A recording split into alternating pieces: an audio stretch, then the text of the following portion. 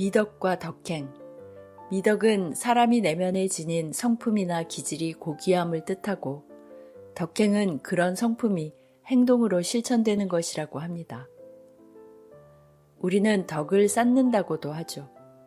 그러니까 덕행은 어떤 순간에 지금껏 자신이 지켜왔던 신념에 따라 남에게 도움이 되는 행동을 하는 것이 아닐까 생각합니다.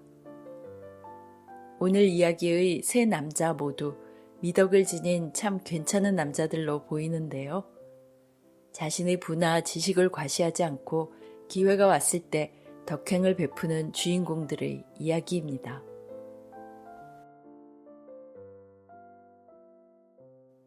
모든 걸 아는 남자, 서머셋 모엄. 그를 알기도 전에 나는 이미 맥스 켈라다가 마음에 들지 않을 거라고 생각하고 있었다. 전쟁이 막 끝난 참이라 대항을 건너는 여객선에는 승객들이 붐볐다. 선실을 구하는 것이 무척 어려웠고 에이전트가 제공하는 대로 감수할 수밖에 없었다. 혼자 쓸 수 있는 선실은 기대조차 할 수 없었기에 침대가 2개뿐인 선실을 배정받은 것만으로도 감사해야 했다. 하지만 같은 선실을 배정받은 사람의 이름을 들었을 때 내 마음은 철렁 내려앉았다. 그의 이름은 꼭 닫힌 선실 창문으로 인해 밤 공기가 완전히 차단된 선실 안을 연상시켰다. 나는 샌프란시스코에서 요코하마로 가고 있었고 누군가와 14일 동안 선실을 함께하는 것만으로도 기분이 나빴다. 하지만 그 사람의 성이 스미스나 브라운이었다면 이 상황을 덜 불안하게 느꼈을 것이다. 선실에 들어갔을 때 나는 이미 선실에 들어와 있는 미스터 켈라다의 짐을 발견했다. 그 모습이 마음에 들지 않았다. 여행 가방에 붙은 라벨은 너무 많았고 옷가방은 너무 커 보였다. 그는 세면도구를 꺼내놓았고 나는 그가 고급진 무슈 코티의 애용자라는 것을 알았다. 세면대 위에 그 브랜드의 향수, 샴푸, 그리고 헤어크림이 놓여 있었기 때문이다. 흑단으로 만든 미스터 켈라다의 빗은 금으로 그의 이니셜까지 새겨져 있었지만 좀 씻어야 할 필요가 있어 보였다. 나는 미스터 켈라다가 전혀 마음에 들지 않았다. 나는 흡연실로 가서 카드 한 벌을 요청하고 혼자 하는 솔리테어 게임을 시작했다. 카드를 막 시작하려는데 한 남자가 다가오더니 내 이름이 아무개라고 생각하는데 맞는지 물었다. 저는 미스터 켈라다입니다. 번쩍이는 이가 보이게 미소를 지으며 덧붙이더니 그는 의자에 앉았다. 아, 네, 같은 선실을 배정받은 것 같네요. 운이 좋았네요. 누구와 선실을 함께 쓰게 될지 모르잖아요. 당신이 영국인이라는 말을 들었을 때 정말 기뻤습니다. 외국에 있을 때는 영국인끼리 뭉치는 게 좋다고 생각해요. 무슨 뜻인지 아시겠죠? 나는 눈을 깜빡였다. 영국인이신가요? 내가 물었다. 다소 무례하게.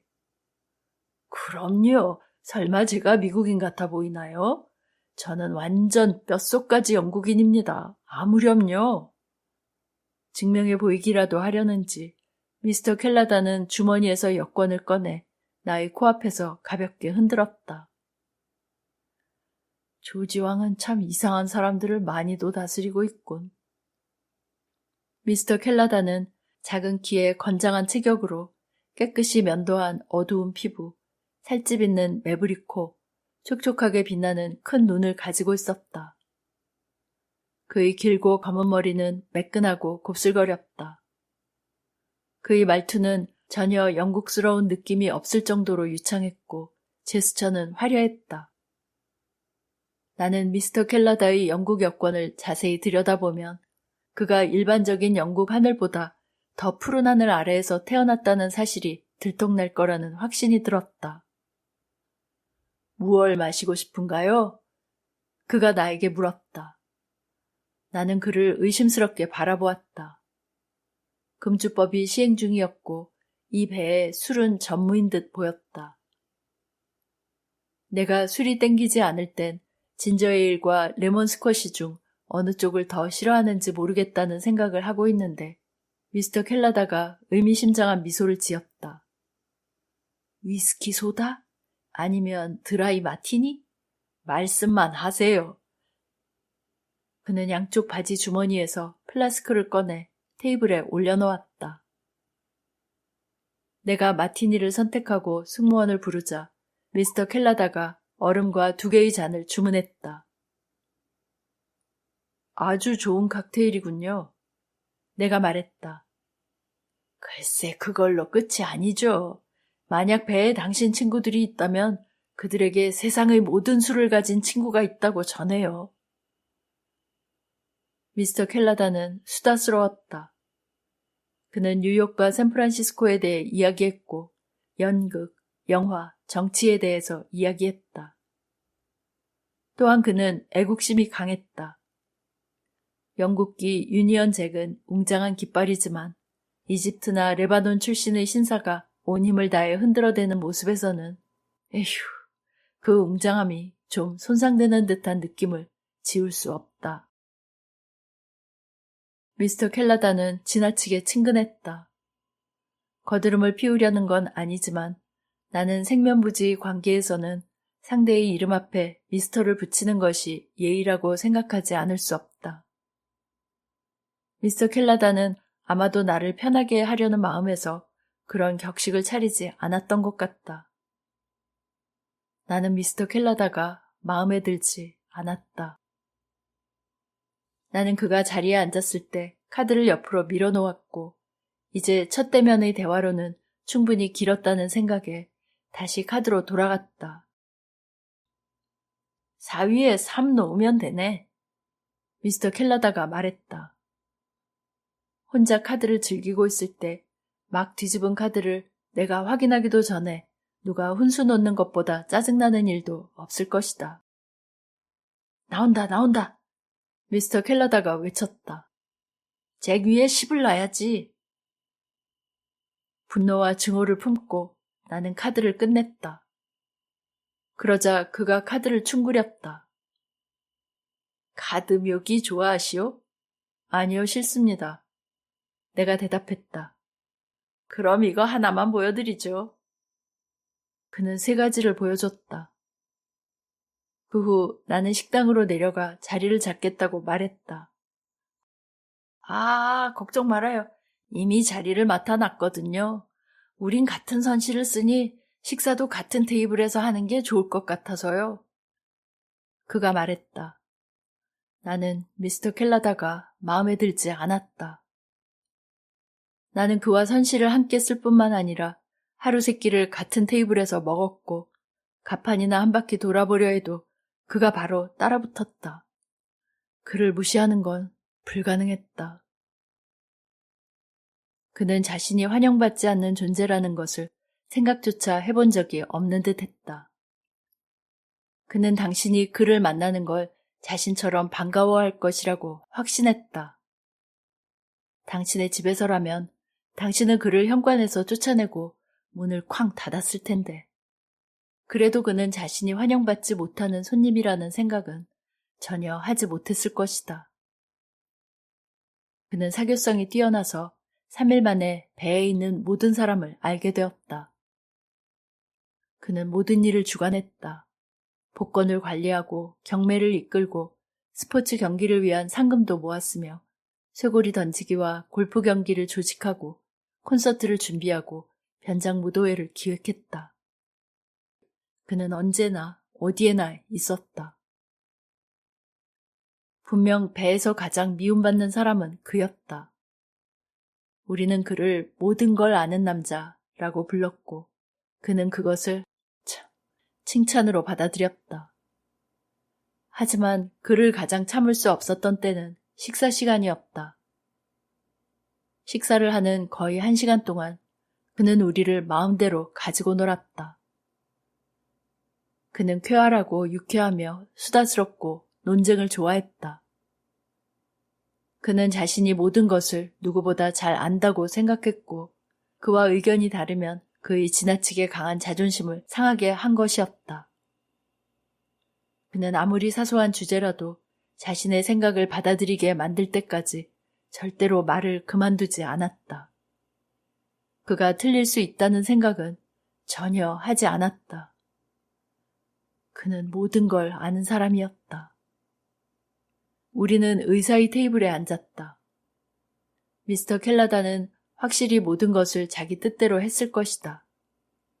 왜냐하면 의사는 게으르고 나는 전혀 관심이 없었기 때문이다. 다만 그 테이블에 함께 앉은 램지라는 남자만 제외하면 말이다.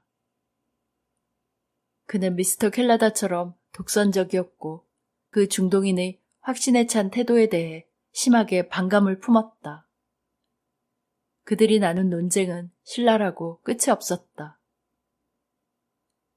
미스터 램지는 미국 중서부 출신으로 고베에 주둔하고 있었다. 그는 체격이 큰 남자로 팽팽한 피부 아래 지방이 늘어져 있었고 꽉 끼는 기성복을 입고 있었다. 그는 잠시 뉴욕에 들러 아내를 데리고 고베의 영사관으로 돌아가는 길이었다. 미스터 램지의 부인은 아주 예쁘고 작은 여성으로 상냥한 태도와 유머 감각을 지닌 사람이었다. 영사는 보수가 적은 직책이라 늘 매우 수수하게 옷을 입었지만 그녀는 옷을 입을 줄 아는 여성이어서 조용한 품위를 돋보이게 했다. 나는 그다지 그녀에게 눈길이 가지 않았을 텐데 그녀에게는 요즘 여성들에게서 쉽게 드러나지 않는 어떤 특성이 있어 돋보였다. 그녀의 겸손함은 단번에 눈에 띄었다. 그것은 마치 옷깃에 꽂은 꽃송이처럼 선명하게 드러났다. 어느 날 저녁 식사 때 우연히 우리의 대화는 진주에 관한 이야기로 흘러갔다. 신문에 일본인들이 만드는 양식 진주에 대한 이야기가 많이 나왔었고 의사는 그것이 진주 본연의 가치를 떨어뜨릴 것이 틀림없다며 양식 진주가 이미 품질이 좋고 곧 완벽해질 것이라고 했다. 미스터 켈라다는 그의 습관대로 새로운 주제에 발빠르게 끼어들었다. 그는 진주에 대해 알아야 할 모든 것을 우리에게 말했다. 나는 미스터 램지가 진주에 대해 아무것도 아는 게 없다고 생각했지만 그는 그 기회를 놓치지 않고 이 중동인을 비난하려 들었고 5분 만에 우리는 열띤 논쟁의 한가운데로 빠져들었다. 나는 미스터 켈라다의 격렬하고 수다스러운 모습을 전에 본 적이 있었지만 지금처럼 그렇게까지 격렬하고 열정적인 모습을 본 적은 없었다. 결국 미스터 램지가 한 말에 화가 난 듯 그는 탁자를 내려치며 소리쳤다. 자, 저는 이 분야에 대해 충분히 알만한 사람입니다. 저는 일본의 진주 사업을 조사하러 가는 중이거든요. 이 업계에 종사하는 사람이라면 누구든지 제가 말하는 진주에 대해서는 이견이 없을 겁니다. 저는 세계 최고의 진주들을 모두 알고 제가 모르는 진주 시장에 관한 정보는 알 가치도 없단 말입니다. 이건 우리에게 새로운 소식이었다. 왜냐하면 미스터 켈라다는 그렇게 입이 가벼운 사람임에도 불구하고 그가 무엇을 하는 사람인지 한 번도 말한 적이 없었으니까. 우리는 그가 일본에 비즈니스 때문에 간다는 것만 알고 있었다. 그는 테이블을 둘러보며 승리한 듯한 표정으로 말했다. 그들은 제가 한눈에 보고 구별할 수 없는 양식 진주는 절대 만들 수 없을 겁니다. 그는 램지 부인의 목걸이를 가리켰다. 제 말 믿으세요, 램지 부인. 지금 하고 계신 그 목걸이는 절대로 지금보다 가치가 떨어지지 않을 겁니다. 램지 부인은 수줍게 얼굴을 붉히며 목걸이를 드레스 안으로 슬쩍 감췄다. 미스터 램지가 상체를 앞으로 기울이며 우리 모두를 흘깃 쳐다보았다. 그의 눈에 미소가 반짝 스쳤다. 램지 부인의 목걸이 정말 예쁘죠? 그렇지 않소? 저도 바로 알아봤습니다. 미스터 켈라다가 대답했다. 그걸 보자마자 진짜 진주네 라고 생각했습니다. 물론 내가 직접 구매한 것은 아닙니다만 그 값이 얼마쯤 될지 궁금하네요. 미스터 램지가 말했다. 대략 15,000달러 정도에 거래될걸요. 그러나 만약 5번가에서 구입한 것이라면 3만 달러까지도 놀랄 만한 가격이 아닙니다. 미스터 램지는 씩 웃으며 말했다. 놀랍게도 램지 부인은 우리가 뉴욕을 떠나기 전날 백화점에서 그 목걸이를 18달러에 샀습니다. 미스터 켈라다는 얼굴이 빨개졌다. 무슨 헛소리?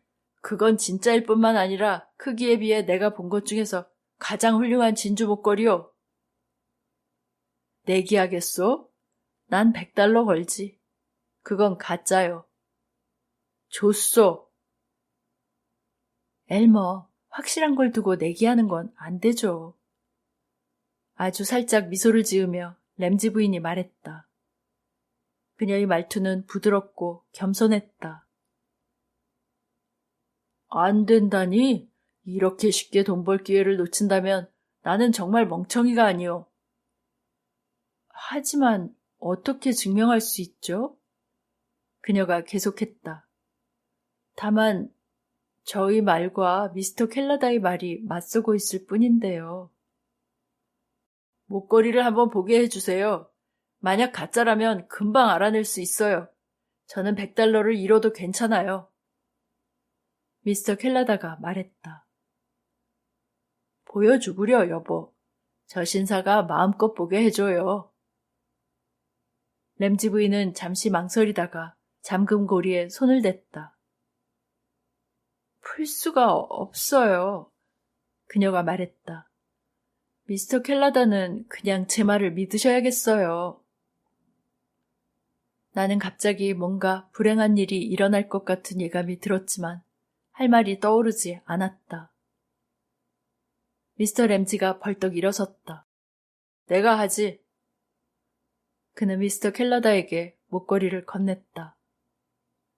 그 중동이는 주머니에서 확대경을 꺼내 목걸이를 자세히 살폈다. 승리의 미소가 그의 매끈한 구릿빛 얼굴에 번졌다. 그는 목걸이를 돌려주었다.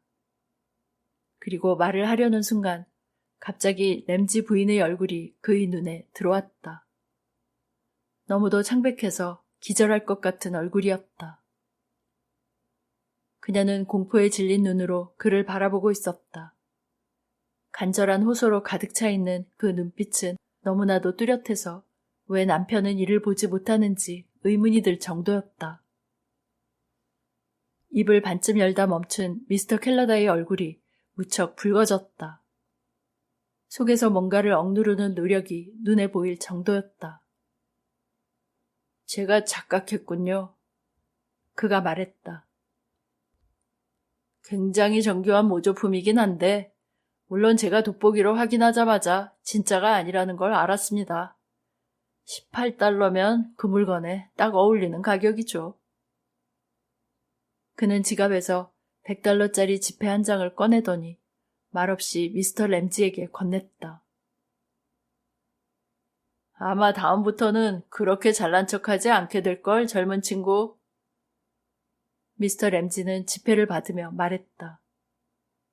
켈라다의 손이 떨리고 있는 게 보였다. 이 이야기는 여느 때처럼 배 안에 빠르게 퍼져나갔고 그날 저녁 미스터 켈라다는 사람들의 장난스러운 비아냥을 꽤나 견뎌야 했다. 모든 걸 아는 남자가 한 방 먹었다는 게 대단한 농담거리가 되었던 것이다. 하지만 램지 부인은 두통을 핑계로 자신의 객실로 돌아갔다. 다음날 아침 나는 일어나서 면도를 시작했다. 미스터 켈라다는 침대에 누운 채 담배를 피우고 있었다. 갑자기 조그맣게 긁히는 소리가 들리면서 문 아래로 편지가 들어오는 것이 보였다. 문을 열고 밖을 내다보았지만 아무도 없었다. 편지를 집어들어 확인해보니 수신인은 맥스 켈라다로 되어 있었고 모두 대문자로 쓰여 있었다. 나는 그에게 편지를 건넸다. 누가 보낸 거지? 하며 그가 편지를 열더니 오! 그가 봉투에서 꺼낸 것은 편지가 아니라 $100 지폐 한 장이었다. 그는 나를 쳐다보더니 다시 얼굴이 붉어졌다. 봉투를 잘게 찢어 나에게 내밀면서 그가 말했다. 저기 창문 밖으로 좀 던져주겠소? 나는 그의 요청대로 하고는 미소를 띠고 그를 바라보았다. 누가 바보 취급 당하는 걸 좋아하겠소? 그가 말했다. 그 진주 정말 진짜였나요? 내게 예쁘고 귀여운 아내가 있다면 내가 고베에 있는 동안 뉴욕에서 1년이나 혼자 지내게 두진 않았을걸. 그는 그렇게 대답했다. 그 순간 나는 미스터 켈라다가 그다지 싫지 않았다. 그는 지갑을 꺼내 $100 지폐를 조심스럽게 집어넣었다. 하그레이브스의 1인 2역 오 헨리 모빌 태생의 펜들튼 톨버트 소령과 그의 딸 리디어 톨버트는 워싱턴으로 이사를 왔다. 그들은 시내에서 벗어나 있는 가장 조용한 거리에서도 5km쯤 더 떨어진 곳에 있는 한 집에서 하숙을 했다. 그 집은 예스러운 벽돌집으로 흰 기둥이 현관을 높다랗게 떠받치고 있었다. 마당에는 쥐엄나무와 느릅나무가 그늘져 있었고 제철이 되면 자두나무는 분홍빛 섞인 하얀 꽃잎을 잔디 위로 비처럼 뿌리고 있었다. 키 큰 회양목 덤불이 울타리와 길을 따라 늘어서 있었다. 그 집의 남부식 구조와 분위기는 톨버트 부녀의 마음을 들뜨게 했다. 두 사람은 이 기분 좋은 하숙집의 방을 몇 칸 빌렸다. 거기에는 톨버트 소령의 서재도 포함되어 있었다. 왜냐하면 톨버트 소령은 지금 엘라베마주의 군인, 재판관 및 변호사의 일화와 회상이라는 저서의 마지막 몇 장을 쓰고 있었기 때문이다. 톨버트 소령은 토박이 남부 출신이었다. 그의 눈에 비친 현대란 흥미를 끌지도 못하고 뛰어난 점도 없는 보잘것없는 시대일 뿐이었다. 그의 마음은 남북전쟁 이전의 시대에서 벗어나지 못하고 있었다. 그 무렵 톨버트 집안은 수천만 평에 달하는 훌륭한 목화밭과 그것을 경작하는 노예들을 거느리고 있었다. 당시 그의 저택에서는 늘 잔치가 벌어졌고 남부 상류사회의 모든 인사가 손님으로 초대되었다. 그러한 시대에 살았기에 그는 그 시대에나 통할 만한 해묵은 자존심이나 명예, 캐캐묵은 예의범절, 당시의 구식 옷가지들을 아직까지 그대로 지니고 있었다. 그런 옷가지들은 지난 50년 동안에는 만들어진 예가 없었다. 소령은 키가 큰 편이었다. 그런데도 그가 절이라고 부르는 그 놀랄 만큼 고풍스런 큰 절을 할라치면 반드시 예복의 옷자락이 바닥을 쓸었다. 이 옷은 남부 출신의 국회의원들이 입는 프로코트나 차양 넓은 모자에 익숙한 워싱턴 사람들에게도 놀라운 것이었다. 함께 하숙을 하던 한 사람이 그 옷을 가리켜 하버드 신부라 불렀다. 확실히 그 옷은 허리선이 높고 밑자락이 헐렁했다. 소령은 가슴 부분에 잔주름을 잡은 와이셔츠를 입고 다녔다. 가느다란 검정 넥타이는 늘 한쪽으로 쏠려 있었다. 고급 하숙집 주인인 버드먼 부인에게는 소령의 그 별난 옷차림이 전혀 어색하지 않았다. 백화점의 젊은 점원들은 가끔 일부러 남부의 전통과 역사에 관한 이야기를 꺼냈다. 그것은 소령에게는 가장 그리운 화제인 것이다. 소령은 이야기 도중 자신이 집필하고 있는 일화와 회상을 닥치는 대로 인용하곤 했다.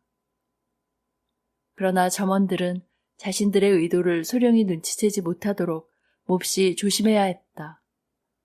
왜냐하면 소령은 68이라는 나이에도 불구하고 그의 꿰뚫는 듯한 잿빛 시선에는 그들 가운데서 가장 배짱 좋은 사람조차도 안절부절 못하게 만들 수 있는 날카로움이 있었기 때문이다. 리디어는 몸집이 작고 통통하게 살이 찐 35살의 노처녀였다. 매끈하게 자란 머리를 얌전하게 따서인지 실제보다 더 나이가 들어 보였다. 그녀 역시 구식 옷차림이었다. 그러나 아버지에게서처럼 남북전쟁 이전의 영광이 배어나올 정도는 아니었다. 리디오에게는 절약이 몸에 배어 있었다. 그녀는 집안의 경제권을 쥐고 있었다. 돈을 받으러 오는 사람들을 만나는 것은 그녀의 몫이었다. 소령은 하숙집이나 세탁소의 계산서 따위를 귀찮게 여기고 있었다. 그것은 참으로 끈질기게 너무나 자주 찾아들었다. 어째서 이런 것들을 다 모아두었다가 적당한 때에 한꺼번에 지불할 수는 없는가 하고 소령은 궁금해했다. 이를테면 일화와 회상이 출판되어 돈이 들어왔을 때 말이다. 그러면 리디어는 조용히 뜨개질을 계속하면서 말하는 것이었다. 돈이 있는 동안은 지금처럼 지불할 거예요. 그 다음에는 아마 저절로 모아두었다가 한꺼번에 지불하게 되겠죠. 버드먼 부인의 하숙인들은 대부분 백화점의 점원이나 회사원들이었으므로 낮에는 집을 비웠다. 그런데 그중 한 사람만은 아침부터 밤까지 거의 집에 틀어박혀 있었다. 이 남자는 헨리 홉킨스 하그레이브스라는 청년이었다. 하숙집 사람들은 언제나 그를 부를 때면 성과 이름을 붙여서 부르고 있었다. 그는 잘 알려진 소극장에 나가고 있는 배우였다. 극단은 최근 몇 해 동안 명성이 상당히 높아져 있었다. 하그레이브스는 매우 겸손하고 예의 바른 청년이었기 때문에 버드먼 부인도 기꺼이 하숙인 명부에 그의 이름을 올렸던 것이다. 극장에서 하그레이브스는 각 나라 사투리를 자유자재로 쓸 줄 아는 희극 배우로 알려져 있었다. 그는 독일인, 아일랜드인, 스웨덴인, 흑인 등의 역할을 다 소화해낼 수 있는 레퍼토리를 가지고 있었다. 그러나 하그레이브스는 야신가로서 언젠가는 전통 희극에 출연해 성공하겠다는 야망을 이야기하곤 했다. 하그레이브스는 톨버트 소령을 매우 좋아하는 것처럼 보였다. 톨버트 소령이 남부에서 보낸 추억담을 꺼내거나 일화 가운데 가장 생생하고 재미있는 이야기를 되풀이할 때면 언제나 하그레이브스는 제일 열심히 귀를 기울였다. 한동안 소령은 뒷전에서 그를 광대라고 불렀다. 하그레이브스를 가까이 오지 못하게 하고 싶은 눈치였다. 그러나 곧 청년의 싹싹한 태도와 자신의 이야기를 귀담아 들어주는 것에 그의 마음이 돌아섰다. 하그레이브스는 소령의 마음을 고스란히 사로잡아버리고 말았다. 금세 두 사람은 오랜 친구처럼 다정한 사이가 되었다. 소령은 날마다 오후 한때를 비워두고 하그레이브스에게 자신의 글을 읽어주었다. 하그레이브스는 그 일화에 귀를 기울이면서 웃어야 할 대목에서 그냥 넘어가는 법이 없었다. 소령은 점점 그에게로 마음이 기울었다. 하루는 리디어에게 하그레이브스 청년은 옛날 제도에 대해 놀라운 이해력과 충분한 존경심을 가지고 있노라고 단언하기도 했다. 막상 그 옛날에 대한 이야기판이 벌어지면 톨버트 소령이 스스로 이야기를 그만두지 않는 한 하그레이브스는 늘 넋을 잃고 귀를 기울이는 것이었다. 옛 이야기를 즐기는 거의 모든 노인들이 그렇듯이 소령 역시 긴 이야기를 자세하게 늘어놓기를 좋아했다. 옛 농장에 살 때의 호화로운 생활을 이야기하다가 말고삐를 잡아주던 흑인 하인의 이름이라든가 어떤 하찮은 일의 정확한 날짜라든가 그 해에 거둔 목화의 고리짝수 같은 것이 생각나지 않을 때는 떠오를 때까지 이야기를 잠시 중단하는 때도 있었다. 그래도 하그레이브스는 결코 따분해하거나 재미없어 하는 법이 없었다. 오히려 반대로 그는 그 당시 생활에 관련된 화제에 대해 여러 가지를 물어보았으며 그러면 또 소령은 반드시 곧바로 대답을 해주는 것이었다. 여우사냥, 주머니 쥐의 요리, 흑인 마을에서 벌어지는 춤과 축제 소동, 80km 사방에 초대장이 돌려졌던 농장 저택에서 벌인 잔치, 이따금 일어난 남부 귀족들과의 불화, 키티 첼머스를 사이에 둔 소령과 레스본 켈레스톤의 결투, 그 뒤 첼머스가 남부 캐롤라이나 주에 사는 스웨이트와 결혼을 한 일, 모빌만에서 엄청난 내깃돈을 걸고 했던 개인 요트 경기, 늙은 노예들의 괴이한 신앙이나 하루살이 버릇이며 충성심, 이런 것들이 모두 소령과 하그레이브스가 만나면 몇 시간씩 앉아 넋을 잃는 화제들이었다. 때로는 밤늦게 청년이 극장에서 공연을 마치고 돌아와 2층 방으로 올라갈라 치면 소령이 서재 문간에 서서 그에게 들어오라고 손짓을 하는 때도 있었다. 하그레이브스가 들어가 보면 자그마한 식탁에 술병과 설탕 단지, 그리고 신선한 과일과 박하 한 다발이 수북하게 차려져 있었다. 문득 생각이 나서 말일세. 소령은 늘 이런 식으로 말을 꺼내는 것이었다. 그는 격식 차리기를 좋아했다. 아마도 자네 일이 무척 고될 것 같아서 말일세. 하그레이브스군, 어떤 시인이 피로한 몸을 위한 달콤한 회복제라고 말했지. 그때의 그 심정을 헤아릴 수 있을지나 모르겠군. 자, 그 회복제인 남부식 박하 음료를 한번 맛봐줄 수 있겠지? 소령이 박하 음료를 만드는 것을 지켜보는 것은 하그레이브스에게는 매우 재미있는 일이었다. 그것을 만드는 소령의 솜씨는 가히 예술가의 경지라 할 수 있었다. 소령은 한 번도 그 순서를 흐트러뜨린 적이 없었다. 박하를 잘게 부수는 솜씨와 재료를 정확하게 혼합하는 것은 놀라울 만큼 대단했다. 암록색 잔 때문에 더욱 선명하게 빛나는 주홍빛 과일을 칵테일에 장식하면서 세심한 주의를 기울였다. 그리고 밀짚 빨대를 유리잔 깊숙이 꽂아 그것을 정중하고 우아하게 권했다. 워싱턴에서 4개월쯤 지낸 어느 날 아침이었다. 리디어는 돈이 거의 바닥났다는 것을 알게 되었다. 일화와 회상은 이미 완성되어 있었으나 엘라베마의 양식과 기지로 가득 찬 걸작에 달려드는 출판업자가 없었다. 톨버트 소령한테는 모빌시에 조그만 집이 있었다. 그곳에서 들어오는 집세는 2달치나 밀려 있었다. 반면 하숙비는 사흘 안에 내야만 했다. 리디어는 아버지에게 가서 의논을 했다. 돈이 없다고? 그는 놀란 표정으로 말했다. 그런 푼돈을 가지고 그렇게 자주 독촉을 받아서야 귀찮아서 어디 살겠냐. 실로 나는... 소령은 호주머니를 뒤져보았다. 2달러짜리 지폐가 한 장 나왔을 뿐이다. 그는 그것을 다시 조끼 주머니 속에 넣고 말했다. 바로 무슨 조치를 취해야겠구나, 리디아. 미안하지만 우산을 꺼내다오. 지금 시내에 나갔다 올 테니까. 우리 고장 출신 국회의원인 풀검 장군이 일전에 말했었지. 내 책이 빨리 출판될 수 있도록 힘써주겠다고 장담했거든. 빨리 그가 묵고 있는 호텔로 가서 어떻게 되었는지 알아봐야겠다. 리디어는 서글픈 미소를 띤 채 지켜보고 있었다.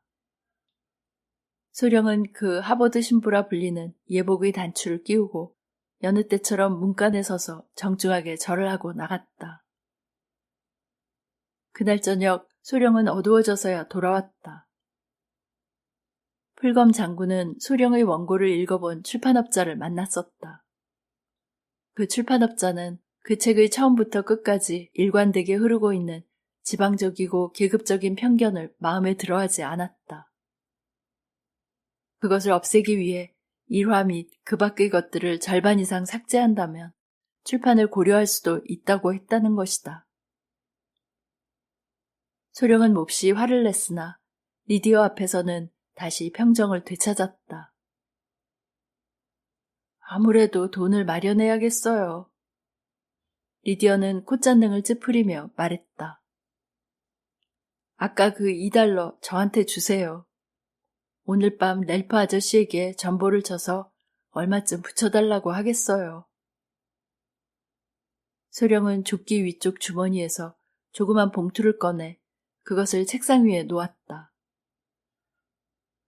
좀 분별 없는 짓을 한 것 같구나. 그는 부드럽게 말했다. 얼마 되지 않는 돈이기에 오늘 밤 공연표를 사버렸단다.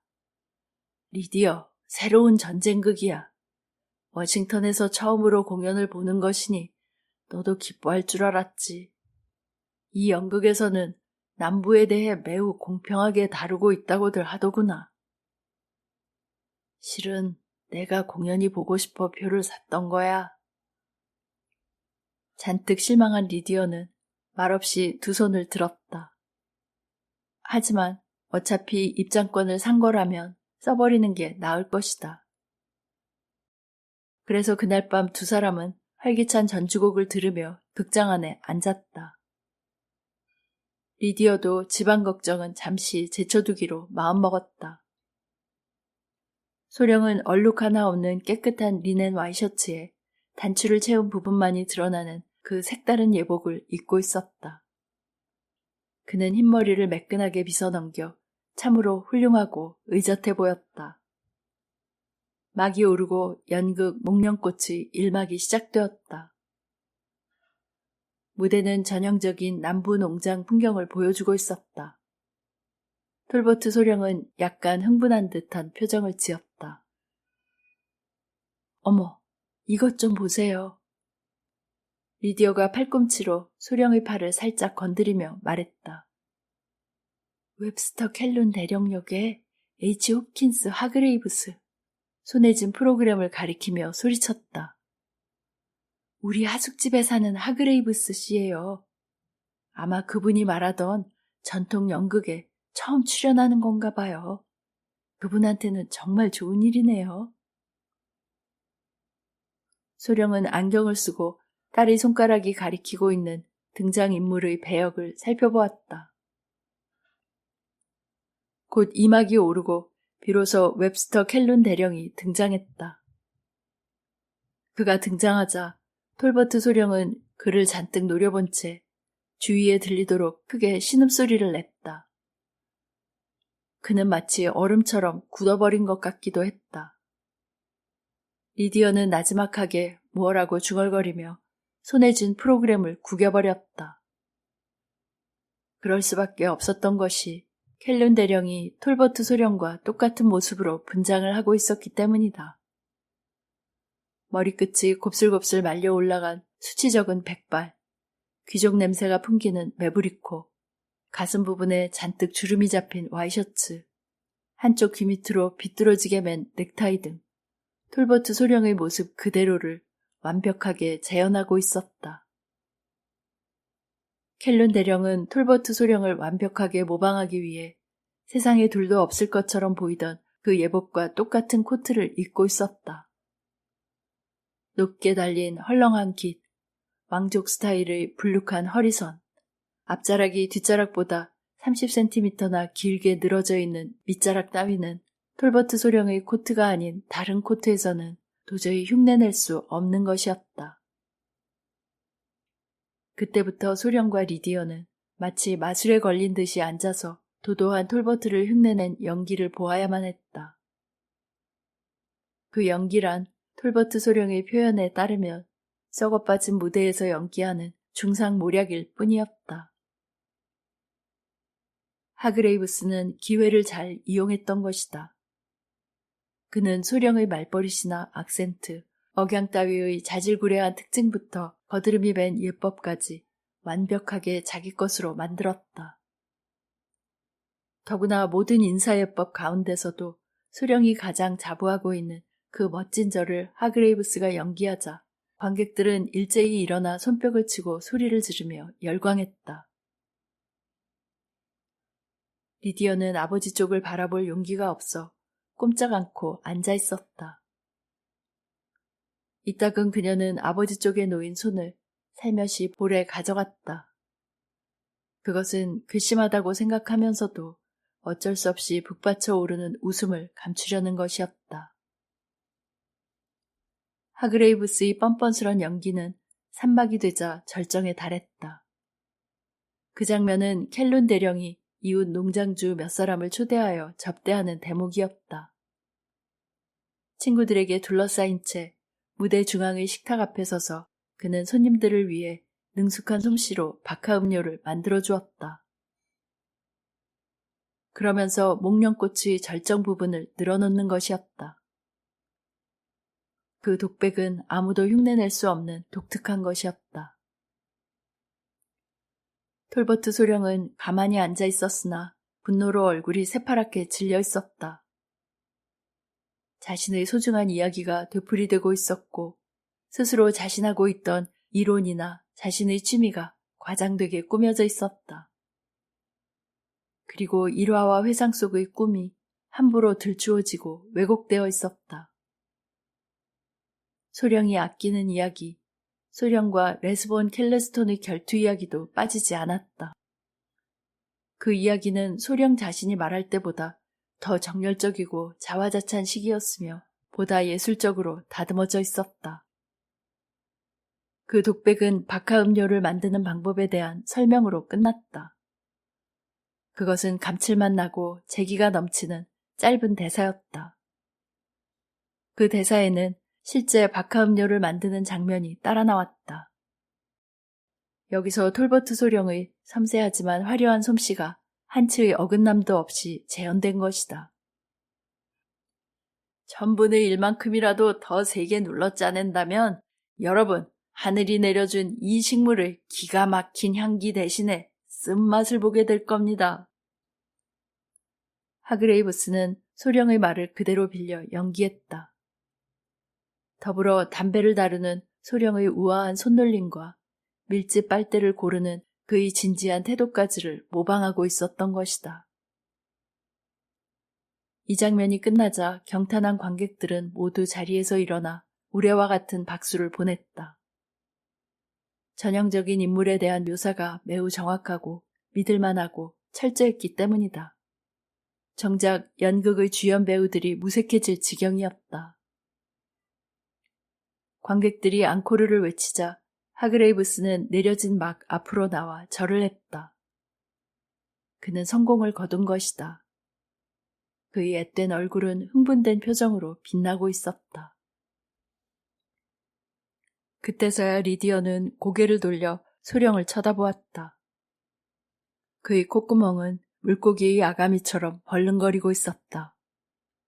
그는 떨리는 두 손으로 의자의 팔걸이를 잡고 일어서려고 했다. 나가자, 리디어. 그는 억눌린 듯한 소리로 말했다. 괘씸하기 짝이 없구나. 이건 완전히 모독이야. 리디어는 일어서려는 소령을 황급히 끌어당겨 도로 의자에 앉혔다. 끝까지 계세요. 그녀는 야무지게 말했다. 진짜 예복을 사람들 눈앞에 드러내서 저것이 가짜라는 것을 광고하고 싶으세요? 그래서 두 사람은 끝까지 앉아 있었다. 하그레이브스가 거둔 성공은 대단했다. 그날 밤늦게까지 그를 붙잡아 놓았던 것이 틀림없다. 그는 이튿날 아침 식사 때뿐만 아니라 점심때에도 나타나지 않았다. 오후 3시쯤 하그레이브스가 톨버트 소령의 서재문을 두드렸다. 소령이 문을 열자 하그레이브스는 아침 신문을 잔뜩 안고 들어왔다. 그는 자신의 성공에 넋을 잃었기 때문에 소령의 태도가 여느 때와 다르다는 것을 조금도 눈치채지 못했다. 간밤에는 대성공이었습니다, 소령님. 그는 신이 나서 말하기 시작했다. 저한테 기회가 주어졌죠. 이제 성공한 것 같아요. 여기 포스트지 기사 좀 보십시오. 어이없는 호언장담, 괴상한 복장, 키케 묵은 어법, 곰팡내 나는 집안 자랑, 그러면서도 참으로 친절한 마음씨, 결백한 명예심, 친근감이 가는 단순함과 더불어 오늘날의 무대에 있어 한 등장인물의 역을 가장 잘 소화한 것이었다. 켈룬 대령이 입었던 예복 그 자체만 하더라도 천재성을 인정받아 마땅하다. 하그레이브스 씨는 관객의 마음을 완전히 사로잡아 버렸다. 소령님, 저희 첫 무대 연기에 대한 평으로 어떻다고 생각하십니까? 나는 영광스럽게도 소령의 목소리는 기분 나쁘도록 차갑게 들렸다. 어제 저녁 자네의 참으로 훌륭한 연기를 보았네. 하그레이브스는 당황했다. 극장에 오셨습니까? 소령님이 설마 연극을 좋아하실 줄은 몰랐습니다. 저 톨버트 소령님. 그는 솔직하게 말하기 시작했다. 부디 노여워하지는 마십시오. 제가 소령님한테서 여러 가지 힌트를 얻어낸 것은 인정합니다. 그 때문에 그 역을 해내는데 많은 도움이 되었죠. 하지만 그건 아시다시피 인간의 한 유형일 뿐 어떤 한 개인은 아닙니다. 관객이 받아들이는 태도를 봐도 분명했습니다. 그 극장에 오는 단골 손님의 대부분이 남부 출신들이죠. 그 사람들도 그것을 인정하고 있습니다. 하그레이브스군. 소령은 그대로 서서 말했다. 자네는 내게 용서할 수 없는 모욕을 주었네. 자네를 믿었건만 내가 베푼 호의를 악용하고 나를 웃음거리로 만들었지. 신사다운 것이 무엇인가? 다시 말해서 참다운 신사란 무엇인가? 자네가 조금이라도 알고 있다고 생각했다면 내 비록 늙었어도 자네에게 결투를 신청했을 것이네. 어쨌든 부탁이니 지금은 내 방에서 나가주게. 하그레이브스는 약간 얼떨떨한 표정을 지었다. 그는 톨버트 소령의 말을 충분히 알아차리지 못하는 것 같았다. 화가 나신 것 같은데 정말 죄송합니다. 그는 참으로 유감스러운 듯이 말했다. 여기 북부 사람들은 소령님처럼 생각지 않습니다. 자신에 관한 내용이 무대에서 표현되고 그것을 일반 사람들이 호응해 준다면 극장 좌석을 절반쯤 다 사버려도 좋다고 생각하는 사람들이 적지 않게 있습니다. 그런 사람은 엘라베마 사람이 아니야. 소령이 오만하게 말했다. 그럴지도 모르겠습니다, 소령님. 저는 꽤 기억력이 좋은 편이죠. 한 가지 소령님의 책에서 몇 줄을 인용해 보겠습니다. 북부 사람은 사업상의 이익으로 바꿀 수 있는 경우를 제외하고는 감정도 온정도 전혀 가지고 있지 않습니다. 자신이나 또는 사랑하는 사람의 명예에 가해진 그 어떤 모욕도 그것이 금전상의 손해를 불러일으키지 않는 한 화도 내지 않고 잘 견딥니다. 자선에도 상당히 후합니다. 하지만 그것은 미리 선전되고 신문에 대서특필되지 않으면 안 되는 것입니다. 틀림없이 밀리지빌로 알고 있는데 그곳에서 열린 연회석상에서 건배에 답하여 이렇게 말씀하셨다고 했죠. 그리고 지금은 그걸 출판하실 생각을 가지고 있습니다. 소령님은 그러한 표현이 간밤에 보신 켈룬 대령의 연기보다 더 올바르다고 여기십니까? 그 표현은 말이지. 소령은 얼굴을 찌푸리며 말했다. 근거가 없는 것도 아니야. 어느 정도의 과장, 아니 표현의 자유는 대중연설에서 허용되어야 하네. 그렇다면 관객 앞에서 연기하는 경우도 마찬가지입니다. 하그레이브스가 대꾸했다. 그게 문제가 아니야. 소령이 굽히지 않고 고집스럽게 말했다. 그 연기는 개인을 희화화한 것이었네. 난 결코 그것을 너그럽게 봐줄 수가 없네. 톨버트 소령님. 하그레이브스는 애교 섞인 미소를 띠면서 말했다. 제발 저를 이해해 주십시오. 소령님을 모욕할 생각은 조금도 없었다는 것을 알아주시기 바랍니다. 전 직업상 온갖 인생을 다 살아볼 수 있죠. 원하는 것이나 할 수 있는 것은 무엇이든 취해서 그것을 무대에 올린답니다. 하지만 소령님의 뜻이 정 그렇다면 별 도리가 없겠죠. 그건 그렇고 제가 뵈러온 것은 다른 일 때문입니다. 요 몇 달 동안 우리는 참으로 친하게 지내왔었죠. 제가 지금 하려는 일이 소령님을 또다시 노하게 할 위험한 짓일지도 모르겠군요. 소령님 댁 경제사정이 어렵다는 것을 잘 알고 있습니다. 어떻게 알았느냐 하는 것은 물어보지 마십시오. 하숙집이라는 곳은 그런 비밀을 감춰두는 데는 아니니까요. 그래서 말인데 제가 조금이라도 도와드리는 것을 허락해 주셨으면 합니다. 저도 여러 번 그런 일을 겪었죠. 이번 공연 기간 내에 꽤 많은 돈을 벌게 되어 얼마간 저축도 할 수 있었습니다. $200, 아니 그 이상이라도 제발 마음대로 써주십시오. 그러다가 소령님 형편이 괜찮아지시면 그만! 소령은 한 팔을 내저으며 명령했다. 결국 내 책에 거짓말을 쓰지 않은 셈이군. 자네는 남의 명예를 손상시킨 상처를 돈으로 낫게 할 수 있다고 생각하고 있어. 무슨 일이 있더라도 나는 자네처럼 오다가다 만난 사람한테서 돈을 꾸지 않아. 더구나 무례를 저질러 놓고 이제 와서 금전으로 해결해보겠다는 자네의 제의를 내가 받아들일 것 같은가? 그럴 바에는 차라리 굶어 죽겠네. 다시 말하지만 이 방에서 나가주게.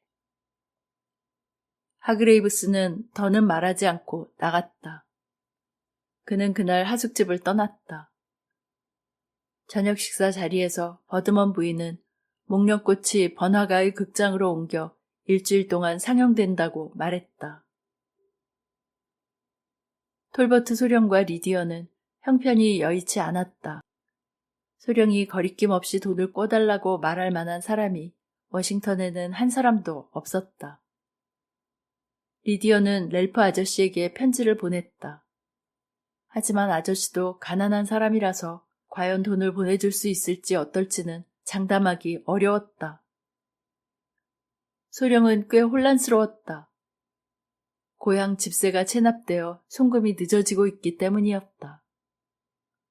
바먼드 부인에게 하숙비를 내지 못하고 있는 것에 대해 변명을 늘어놓을 수밖에 없었다. 구원의 손길은 전혀 생각하지도 못한 쪽에서 찾아왔다. 어느 날 오후 늦게 하숙집 일을 돕는 하녀가 올라와서 한 늙은 흑인이 톨버트 소령을 만나고 싶어 한다고 말했다. 소령은 그를 서재에 들여보내라고 했다. 곧 늙은 흑인이 문간에 나타났다. 한 손에 모자를 들고 한쪽 발을 어설프게 뒤로 빼며 인사를 했다. 그는 헐렁한 검은색 신사복을 말끔하게 차려입고 있었다. 그리고 금속성 광택을 띠고 있는 허름한 구두를 신고 있었다. 텁수룩한 고수머리는 반백, 아니 거의 백발이었다. 중년이 넘은 흑인의 나이는 좀처럼 헤아리기 어려웠다. 그는 톨버트 소령과 비슷한 나이인지도 몰랐다. 펜들튼 소령님, 저를 알아보지 못하시겠지요? 흑인이 먼저 말을 건넸다. 오래전부터 귀에 익은 말씨에 소령은 일어서서 흑인 앞으로 다가갔다. 의심할 것도 없이 옛 농장에서 부리던 흑인 노예임이 틀림없었다. 그러나 흑인들은 사방에 흩어져 살았으므로 소령은 그 목소리도 얼굴도 기억해낼 수가 없었다. 도무지 모르겠네. 소령이 상냥하게 말했다. 자네가 자세하게 말해주게나. 신디네 모스를 기억하고 계십니까? 펜들튼 소령님, 전쟁이 끝나자마자 다른 곳으로 이사간 모스입니다. 신디네 모스라? 소령은 손끝으로 이마를 문지르며 말했다. 그는 그리운 옛날과 관계가 있는 것이라면 무엇이건 추억을 더듬기를 좋아했다. 소령은 곰곰이 생각했다. 마국간에서 일했지? 방아지를 길들이는 일을 하지 않았나? 이제 생각이 나는군. 남군이 항복한 뒤에 자네는 이름을... 아니, 잠자코 있어보게. 그래, 미셸이라고 바꿨지. 그러고는 서부로, 네브라스카로 갔었지. 네, 맞습니다. 늙은 흑인의 얼굴은 기쁨으로 가득 찼다. 제가 바로 그 사람입니다. 네브라스카로 갔었죠. 그게 바로 접니다. 모스 미셸입니다. 이젠 모두들 미셸 늙은이라고 부르지요. 소령님, 돌아가신 주인 어르신께서는 제가 떠나갈 때 미천 사물하고 노새 새끼 한 쌍을 주셨죠. 그 망아지를 기억하고 계십니까, 펜들턴 소령님? 망아지는 기억이 나지 않는군. 소령은 고개를 갸웃거리며 대답했다. 나는 전쟁 첫 해에 결혼해서 홀린즈비의 옛집에 가서 살지 않았는가? 여하튼 어서 앉게나. 모스, 만나서 반갑네. 잘 살고 있을 테지? 모스는 의자에 걸터앉아 그 옆 마루에 조심스럽게 모자를 놓았다. 그렇습니다. 요새는 형편이 괜찮습니다. 처음 네브래스카에 갔더니 그 고장 사람들이 노새 새끼를 구경하러 몰려들질 않겠습니까? 그 사람들은 노새를 한 번도 본 적이 없다는 거예요.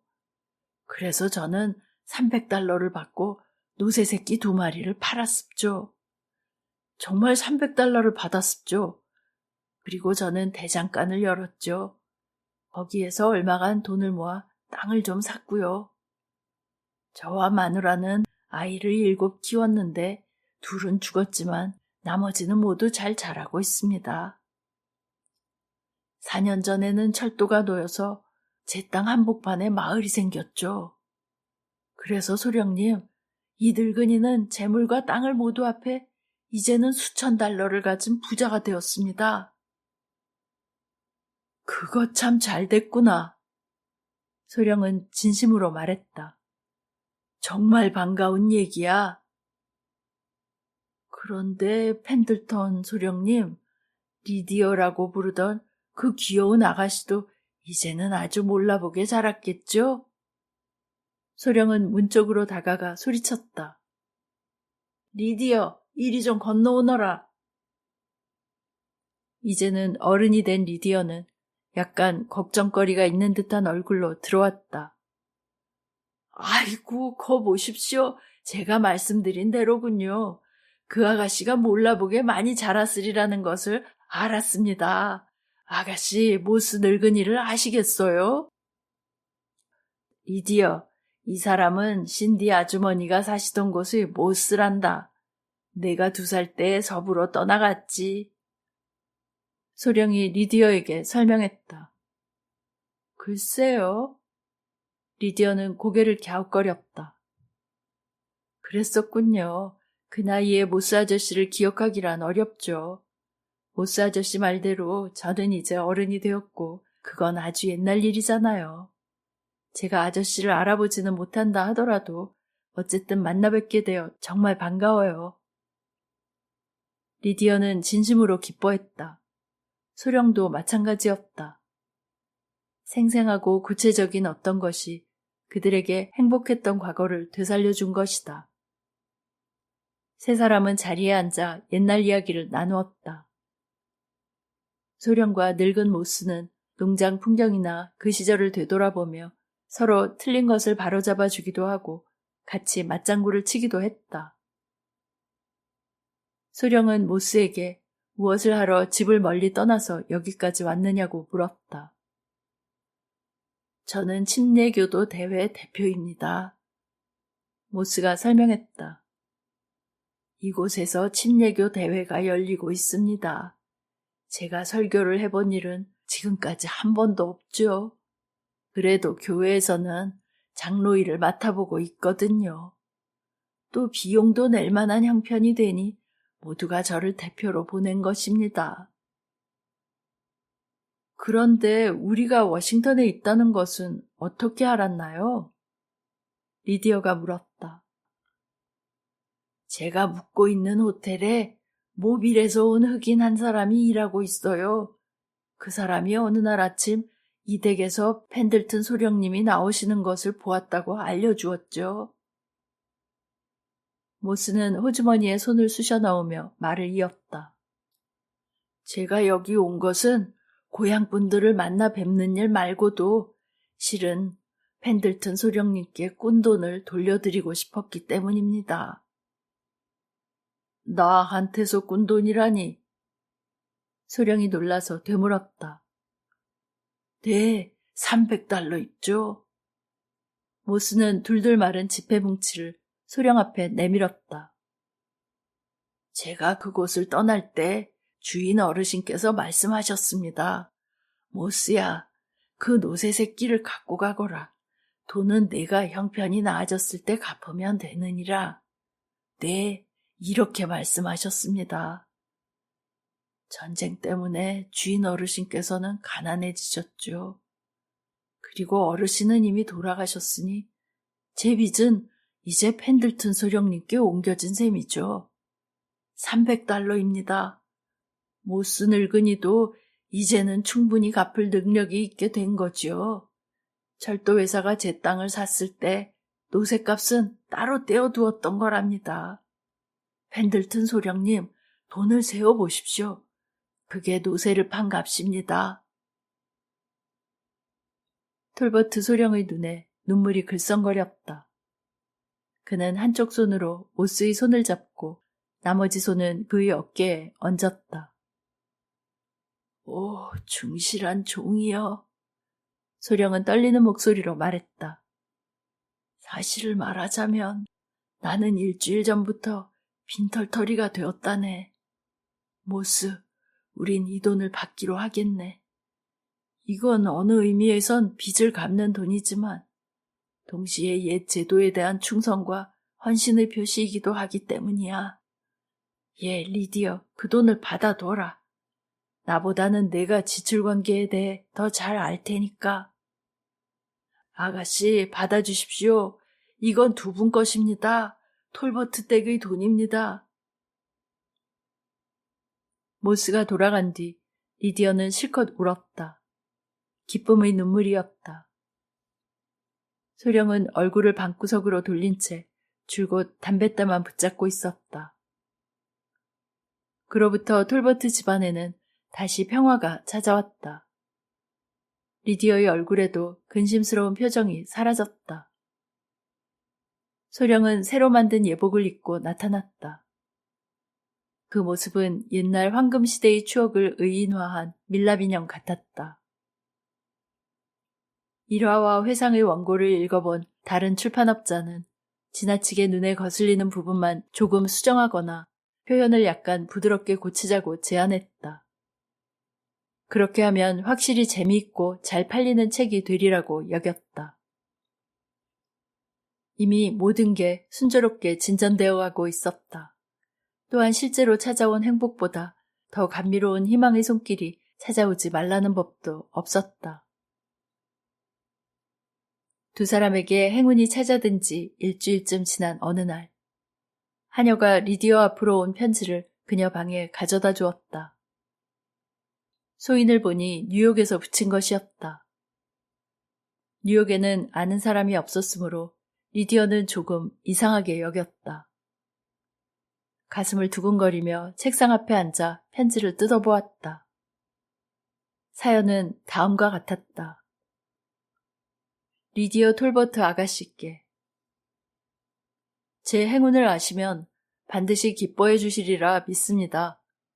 저는 뉴욕의 어느 극단에서 주급 200달러로 목련꽃의 켈룬 대령역을 해달라는 제의를 받고 승낙했습니다. 그 밖에 또 하나 말씀드릴 일이 있습니다. 이것은 톨버트 소령님한테는 말씀드리지 않는 편이 좋을 것 같습니다. 저는 그 역할을 연구하는 데 있어서 소령님으로부터 많은 도움을 받았습니다.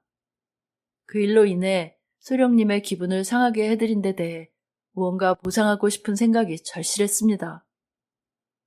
소령님은 그것을 거절하셨습니다만 저는 어쨌든 그 소원을 풀었습니다. 쉽게 $300를 나누어 드릴 수가 있었으니까요. H. 홉킨스 하그레이브스. 추신. 제가 연출한 모스 늙은이의 연기는 어땠습니까? 복도를 지나가던 톨버트 소령은 리디어의 방문이 열려있는 것을 보고 걸음을 멈추었다. 리디어, 오늘 아침에는 편지 온 것이 없었니? 리디어는 하그레이브스의 편지를 옷자락 밑에 감추었다. 그러고는 재빨리 말했다. 아, 아버지, 모빌 크로니클 잡지가 와 있어요. 서재 책상 위에 갖다 놓았어요. 모델 밀리어네어. 모범적인 백만장자. 오스카 와일드. 사람이 매력적이라는 것도 부자가 아닌 이상 별 의미가 없다. 로맨스란 부자들이 누리는 특권일 뿐 무직자와는 무관한 일이다. 돈이 없으면 현실적이어야 하고 평범하게 살아야 한다. 흠모의 시선보다는 확실한 직업이 더 바람직한 것이다. 현대사회의 이러한 진리를 휴이 얼스키는 간파하지 못했다. 가엾은 휴이. 그는 그다지 지적인 사람은 아니었다. 지금까지 살아오면서 총기 있는 말을 한 적이 없고 그렇다고 못된 얘기를 한 적도 없다. 그러나 그는 멋진 외모를 가지고 있었다. 윤기나는 갈색 머리카락, 깎아놓은 듯한 옆모습, 그리고 신비롭고 자유분방하며 로맨틱한 회색 눈빛이 그의 것이었다. 여자는 물론 남자들에게도 인기가 많았다. 그는 돈 버는 일 빼고는 모든 것을 성취했다. 그의 아버지는 기병대 칼과 15건으로 된 이베리아 반도 전쟁사를 유산으로 물려주었다. 칼은 거울 위에 장식으로 걸어놓았고 15권의 책은 책장 선반 위에 주식 투자 안내서와 베일리 매거진 사이에 꽂아두었다. 그는 그의 늙은 숙모가 매년 200파운드씩 주는 돈으로 생활했다. 하지만 그가 돈을 벌기 위해 도전했던 분야는 매우 다양했다. 우선 증권거래소에서 6개월을 일했지만 황소와 곰으로 상징되는 상승과 하강 장세에서 나비는 버텨내지 못했다. 차 상인으로 조금 더 오래 일했으나 피코, 수송 같은 복잡한 차 이파리 등급에 지쳐 그만두었다. 그러고는 드라이쉐리 판매에 도전했지만 이 역시 실패했다. 그의 드라이쉐리는 너무 드라이했다. 궁극적으로 그는 아무것도 이루지 못했다. 그는 완벽한 옆모습에 매력이 넘치는 무능한 젊은 백수였다. 설상가상으로 그는 로라 멀튼이라는 여자와 사랑에 빠져 있었다. 그녀의 아버지는 퇴역 대령으로 인도에서 잃어버린 차분한 성격과 소화 기능을 아직까지도 찾지 못하고 있었다. 로라는 휴이를 흠모했고 휴이는 그녀의 신발끈에 키스라도 할 태세였다. 그 둘은 런던에서 가장 멋진 한 쌍이었지만 그들에게 돈은 한 푼도 없었다. 대령은 휴이를 좋아하기는 했지만 딸과의 약혼을 허락하지 않았다. 자네한테 10만 파운드가 생기면 내게 오게나. 그럼 그때 생각해보겠네. 대령은 그렇게 말하곤 했다. 그때마다 시무룩해진 휴이는 위로를 받으러 로라에게 갔었다. 어느 날 아침 휴이는 멀튼 가족이 살고 있는 홀랜드 파크로 가던 길에 절친한 친구 앨런 트레버를 방문했다. 트레버는 화가였다. 사실 요즘은 화가 아닌 사람이 별로 없지만 예술가는 드물었다. 트레버는 화가이자 진짜 예술가였다. 그는 주근깨 투성이에 붉은 턱수염이 덥수룩한 괴팍하고 거친 사람이었다. 하지만 그가 붓을 들면 그는 진정한 거장이 되었고 그의 작품은 많은 사람들에게 인기가 높았다. 앨런은 휴이에게 무척 매료되었는데 처음에는 전적으로 휴이의 외적 매력 때문이었다. 앨런은 늘 이렇게 말하곤 했다.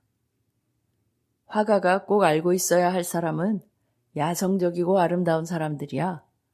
바라보면 예술적인 즐거움을 느끼게 해주고 이야기를 나누면 지적인 편안함을 주는 사람들이지.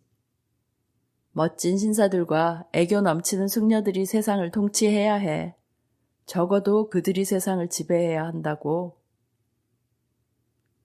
앨런은 시간이 지나면서 휴이의 밝고 생동력 있는 성격과 관대하고 과감한 성품에 대해 알게 되자 그를 더 좋아하게 되었고 자신의 작업실을 언제라도 방문할 수 있도록 허락했다. 휴이가 앨런의 화실에 발을 들여놓았을 때 앨런은 실물 크기의 멋진 거지 그림에 마지막 손질을 하고 있었다. 화실 한쪽의 단 위에는 그림의 모델인 거지가 서 있었다. 구겨진 양피지처럼 쭈글거리는 얼굴을 처량하기 그지없는 노인이었다.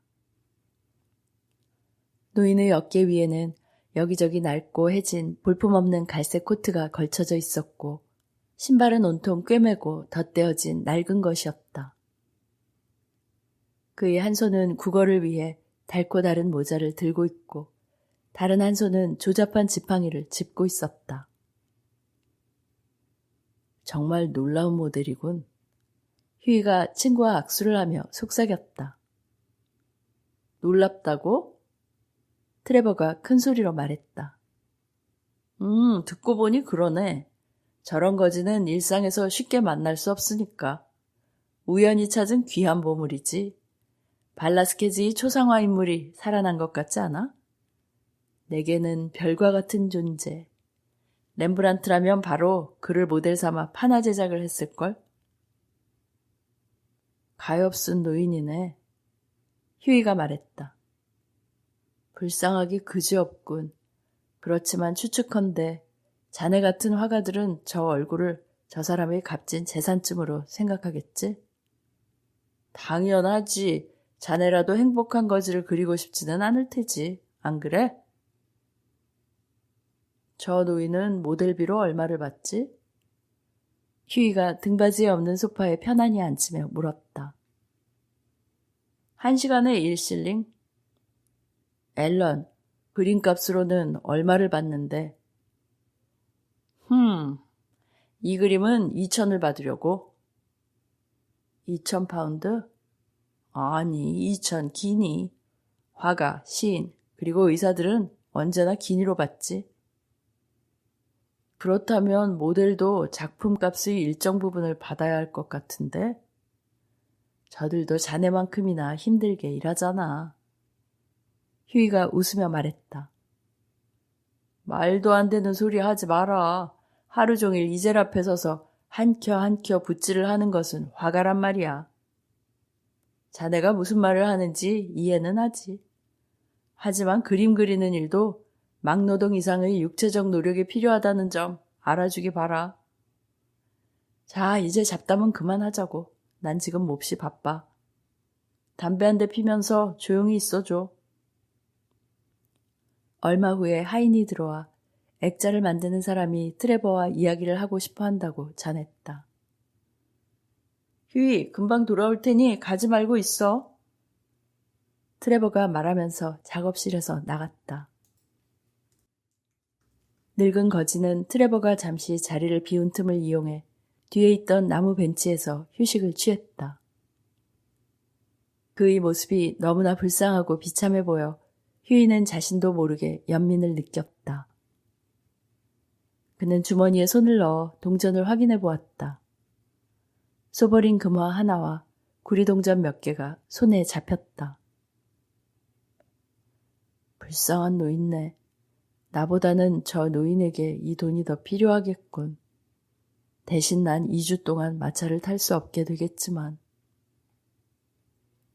휴이는 이렇게 생각하며 작업실을 가로질러 가서 쏘버린 금화를 거지의 손에 슬며시 쥐어주었다.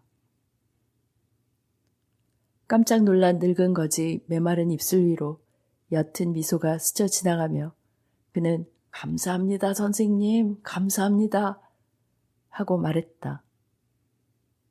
그때 트레버가 돌아오자 휴이는 자신이 방금 한 일 때문에 얼굴이 벌겋게 상기되어 작업실을 나왔다. 그는 남은 하루를 로라와 함께 보내며 무계획한 지출에 대해 애교 섞인 질책을 들었다. 집에는 걸어서 가야 했다. 그날 밤 11시 가까운 늦은 시각, 휴이는 파레트 클럽에 갔다. 클럽 흡연실에는 앨런이 혼자 백포도주와 탄산수를 마시고 있었다. 앨런, 그림 작업은 잘 끝냈고? 휴이가 담배에 불을 붙이며 물었다. 잘 끝내서 액자에 넣었지. 그런데 이봐, 자네 남의 마음을 완전히 사로잡았더군. 낮에 본 그 노인이 자네에게 푹 빠져버렸으니 말이야. 난 그 노인에게 자네에 대해 모두 말해주었어. 자네가 누구고 어디에 살며 수입은 어느 정도에 앞길은 어떨지. 이런 앨런, 휴이가 소리쳤다. 집에 돌아가면 그가 날 기다리고 있을 것 같군. 자네 지금 농담하는 거지? 정말로 가엾은 노인이야. 뭐라도 도와주고 싶어. 누구라도 그런 비참한 상황에 처하면 끔찍할 텐데. 집에 헌옷 쌓아둔 게 있는데 그에게 주면 좋아할까? 그의 누더기 옷은 점점 다 떨어져 나가고 있잖아. 그렇지만 그 누더기 속의 노인은 매우 멋지지 않았어? 트레버가 대꾸했다. 난 얼마를 줘도 비싼 프로코트를 입고 있는 그는 그리지 않을 거야. 자네는 그 옷을 누더기라고 말하지만 나는 로맨스라고 말하겠어. 자네에게 빈곤하게 보이는 것들이 내게는 멋진 그림으로 아름답게 보이거든. 아무튼 자네의 제안은 노인에게 전하도록 하지. 앨런, 자네 화가들이란 정말 무심한 인간들이야. 휴이가 진지하게 말했다. 그러자 예술가의 가슴은 바로 그의 머리지. 트레버가 대꾸했다. 게다가 우리의 일이란 세상을 보이는 대로 표현하는 것이지 알고 있는 대로 개혁하는 것이 아니거든. 우리 모두 각자의 역할과 책임이 있는 것이니까. 자, 이제 로라에 대해 말해봐. 그 늙은 모델은 로라에 대해서도 매우 관심이 있더군. 자네 설마 로라에 대해서도 말한 것은 아니겠지? 휴이가 물었다. 당연히 말했지. 그 모델은 냉혹한 대령에 대해서도 아름다운 로라에 대해서도 그리고 10만 파운드에 대해서도 모두 알게 되었지. 그 늙은 거지에게 내 개인적인 것들에 대해 다 말해 주었다고? 화가 잔뜩 나서 얼굴이 벌개진 휴이가 소리쳤다. 이런 이 친구. 트레버가 미소 지으며 말했다. 자네가 말하는 그 늙은 거지는 유럽 제일 부자 중 한 명이란 말이야. 자신의 은행 잔고를 비우지 않고도 내일 런던 전체를 살 수 있을걸. 유럽의 모든 수도에는 그의 집이 있고 식사 때는 금으로 만든 식기를 사용하고 원한다면 러시아가 전쟁을 일으키는 것도 막을 수 있는 사람이지. 그게 도대체 무슨 말이지? 휴이가 깜짝 놀라 물었다. 내 말은 자네가 오늘 작업실에서 본 노인이 하우스버그 남작이라는 말이야. 내 작품을 모두 사주는 내 친한 친구지. 한 달 전에 내게 자신을 거지로 그려달라고 의뢰를 했어. 백만장자의 환상놀이에 내가 뭐라고 하겠나. 어쨌든 그의 누더기 거지 옷이 그와 기막히게 잘 어울렸지. 아니, 내 누더기 옷이라고 해야 할 것 같군. 내가 스페인에서 산 거니까. 하우스버그 남작이라고? 휴이가 소리쳤다. 맙소사, 내가 남작에게 소버린 금화를 주었다니. 그는 난감한 표정으로 안락의자에 털썩 주저앉았다. 소버린 그 말을 주었다고? 앨런이 폭소를 터뜨렸다. 자네 이제 그 금화를 다시는 볼 수 없을 걸세. 남의 돈으로 자기 돈을 버는 것이 그 사람 직업이니까. 앨런, 내게 미리 말해주었더라면 그렇게 한심한 짓은 하지 않았을 텐데. 휴이가 볼멘 소리로 말했다. 이봐, 휴이. 자네가 그렇게 생각 없이 자선을 베풀 거라고는 꿈에도 생각 못했어. 아름다운 모델에게 키스하는 것은 이해하겠지만 더럽고 지저분한 거지 모델에게 소버린 금화를 주었다니 정말 놀라워. 게다가 오늘은 작업실에 아무도 들일 계획이 없었거든. 그리고 자네가 왔을 때 하우스버그 남작이 자신의 이름을 말하는 것을 좋아할지 아닐지 알 수가 없었어. 그가 정장을 하고 있지 않아서. 나를 한심한 바보로 생각했겠군. 휴이가 말했다. 아니, 전혀 그렇지 않아. 자네가 떠난 후 그는 대단히 기분 좋아했거든. 혼자 껄껄 웃으면서 주름투성이 두 손을 서로 비벼댔지. 그가 자네에게 왜 그렇게 관심을 보였는지 몰랐는데 이제는 그 이유를 알겠군. 그는 자네의 소버린 금화를 자네를 위해 투자할걸, 휴이? 반년마다 자네에게 이자를 지불하고 저녁 식탁에서 떠들어댈 흥미로운 이야기를 가지게 된 거라고. 나는 참 운도 없지. 휴이가 낮게 투덜거렸다. 집에 가서 잠이나 자야겠군. 앨런, 아무한테도 말하지 말아줘. 사람들이 알게 되면 어디 얼굴도 내밀지 못할 판이니. 말도 안 돼. 이거야말로 자네의 자애로운 성품을 증명해주는 최고의 일 아니겠어? 휴이, 가지 말고 담배 한 대 더 피면서 로라에 대해 마음껏 이야기해봐. 하지만 기분이 울적한 휴이는 걸음을 멈추지 않고 아직도 웃고 있는 앨런을 뒤로 한 채 집을 향해 걸어갔다. 다음날 아침 그가 아침 식사를 하고 있을 때 하인이 구스타브 노댕 하우스버그 남작 대리인이라고 적힌 명함을 가지고 왔다. 사과를 받기 위해 온 것일 테지. 휴이가 속으로 중얼거리며 하인에게 그를 드리라고 했다. 금태 안경을 쓴 잿빛 머리의 노신사가 방으로 들어왔다. 약간의 프랑스 억양으로 어스킨 씨이신가요? 하고 물었다. 휴이가 고개 숙여 응대했다. 하우스 남자께서 보내서 왔습니다. 그가 말을 이었다.